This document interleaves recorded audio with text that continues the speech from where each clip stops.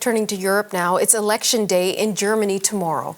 The race to form government is not only pivotal for the country itself, but also for the entirety of Europe. Abby Kuathasan joins us now from Berlin for a look ahead.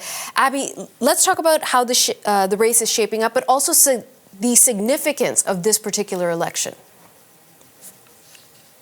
Yeah, Natasha, it's crunch time here in Germany for the political parties when 1 in 5 Germans remains undecided about who they're going to vote for tomorrow. Officials know they've got a little bit of time left to convince some of their constituents. We did see Chancellor Olaf Scholz out and about today, speaking to people, shaking hands, and he said that he's pretty confident that he's going to continue as the chancellor. The polls, though, tell a different story. His Social Democrats are sitting in third place right now, but they could still potentially form some kind of coalition government with the Conservatives. The Conservatives are leading in the polls with about 30% support. Their leader, their chancellor candidate is Friedrich Merz, and he could potentially be the next chancellor. He's looking like the front runner right now. And of course, we can't talk about this election without talking about the far right, which has really surged in recent years. They're sitting in second, according to the latest polls, with about 20%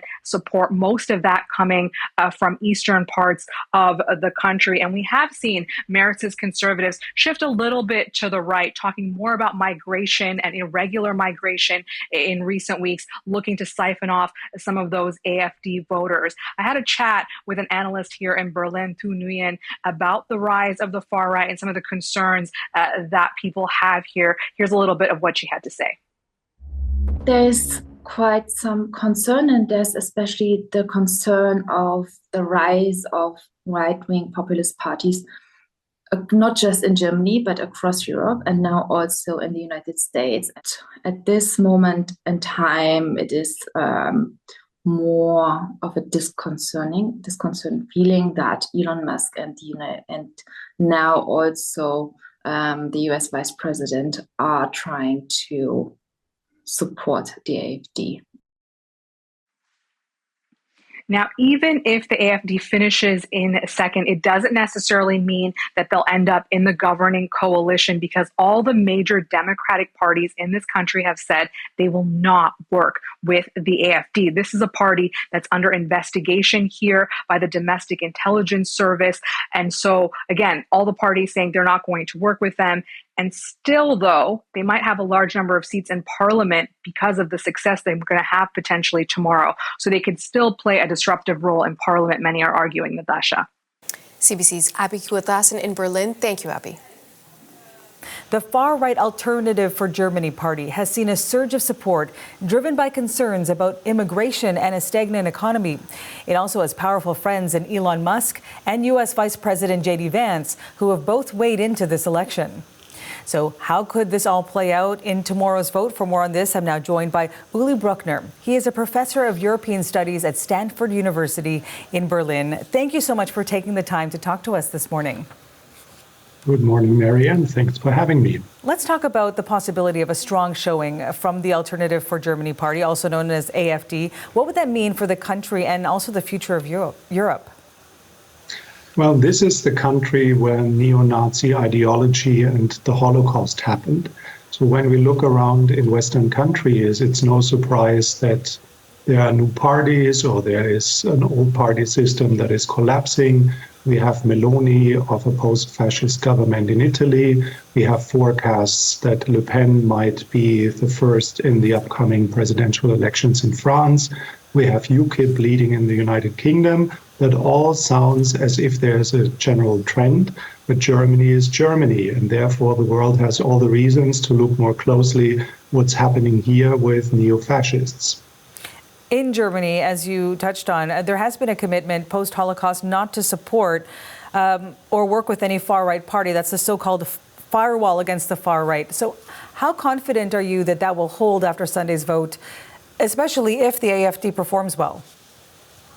100% confident, because when you look at the numbers, if things do not work out well, they will win something like 20%, which means 80% of the German voters want more of the same, a continuity. They are committed to a Western-type democratic model and everything it comes with. So they do not want a different Germany, and therefore the party, that cluster in the center, will form a new coalition and elect most likely Friedrich Merz as the next German chancellor.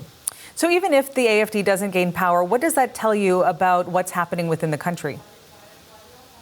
Well, if you would have asked me a few years ago if I would sit here with you and think about that our biggest partner in NATO and the city on the hill for Western-type democracy, the United States, elected a government that recommends the AfD to be the only party that could save Germany, after everything I said about the history of a neo-Nazi party, or at least a party that gives home to people with that mindset, I would think I would have taken drugs or something.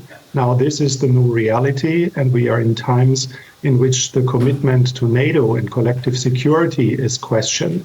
So there are so many things that change that it's more than surprising that during the election campaign, we mostly talked about immigration, although the numbers went down, as if one single asylum seeker less would bring us back to competitiveness and a collective security system. Whoever wins is going to have to deal with the U.S. administration, and some members seem to support the AfD, and it is a U.S. administration that no longer wants to be the security backstop to Europe. So what would that mean for that relationship? Well, it means that we have already a lot on our plate that costs tons of money. Climate change, digitization, transforming the business model of Germany after many years of not investing enough, and investment is the future.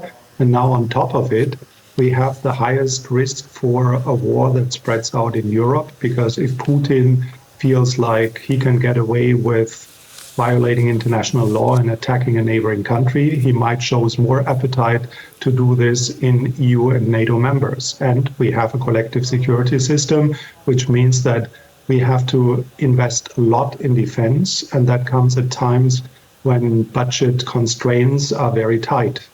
What is the biggest challenge, with about 30 seconds left, looking ahead beyond the election results for whoever wins? Well, that depends on from what angle you look at it. If people struggle with finding affordable homes to live, or if they have problems with investing in their education, or if they are concerned about the situation in Ukraine, everyone would point at different things. But the number of crises, that is, I think, the most pressing thing that needs to be addressed. Thank you so much for your time and your insight, Uli Bruckner, Professor of European Studies at Stanford University in Berlin.